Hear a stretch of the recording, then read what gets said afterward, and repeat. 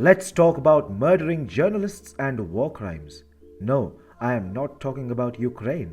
I am not talking about Jamal Khashoggi either. I am talking about Serbia. Hi and welcome to TFI Global, the foreign affairs and geopolitical analysis arm of the TFI Media Group. I am your host Sanbir.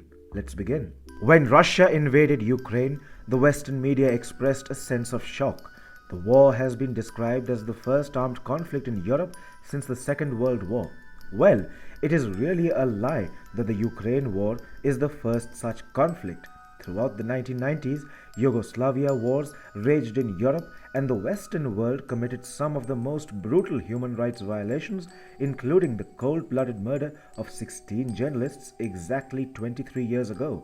During the Kosovo War, the US led NATO decided to support the Kosovo Liberation Army, which was a militia linked to the Al Qaeda. In 1999, NATO even launched an aerial campaign against the Serbian and Yugoslavia's forces. The relentless air campaign continued from March 1999 to June 1999.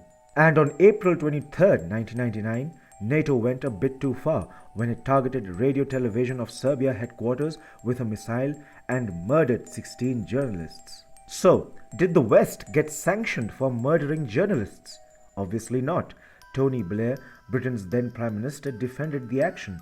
He said that the missile attack was entirely justified in damaging and attacking all these targets.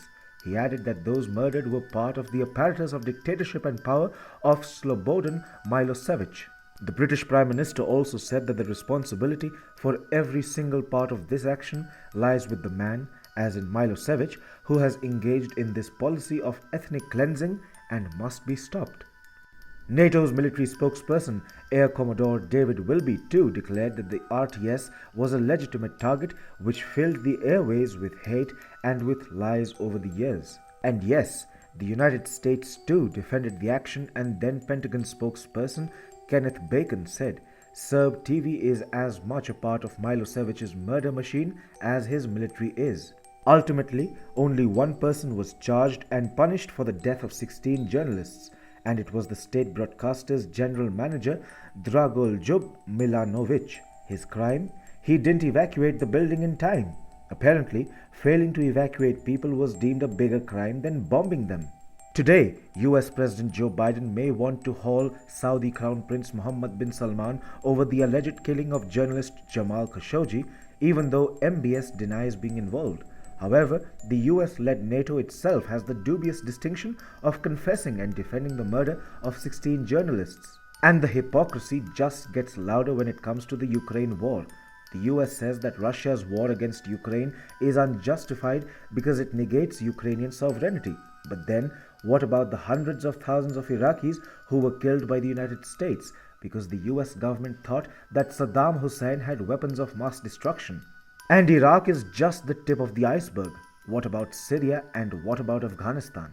Over the last year, the US military conducted a botched drone strike in Afghanistan that killed 10 civilians, including 7 children. This strike too was dismissed as a tragic mistake, and no one got punished for it. Only a few months ago, 6 children, including 2 infants, were killed in northwest Syria's Atma town following a US military operation. The US again remained indifferent to the damage caused. You see, when US forces destroy a target, they are taking down a representative of the dictatorial regime they are fighting. This representative could be anyone from an innocent journalist to a small child who doesn't even understand what war means. Exactly 23 years ago, the US-led NATO committed a major war crime. But like many other of its war crimes, this one too remains buried under the carpet.